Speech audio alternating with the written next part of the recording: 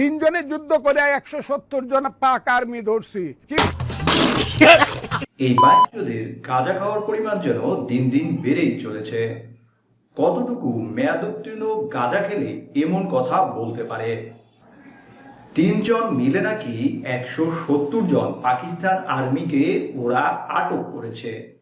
চিন্তা করতে পারুন যে পাকিস্তানি সৈন্যরা একটি বিমান দিয়ে ভারতের মতো বিমান বাহিনীর 5 থেকে 6টি বিমান ফেলে দেয়, সেই চৌকো সৈন্যদের নাকি ওরা 3 জন মিলে 170 জন পাকিস্তানি সৈন্যকে আটক করেছে।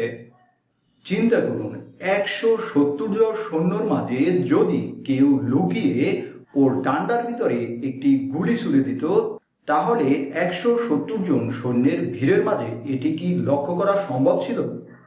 মুক্তিযুদ্ধ নিয়ে যখন ওর ভণ্ডামি দিন দিন ফাঁস হয়ে যাচ্ছে, তখন ওর মেয়াদ উত্তীর্ণ গাঁজা খাওয়ার পরিমাণ যেন দিন দিন বৃদ্ধি পাচ্ছে।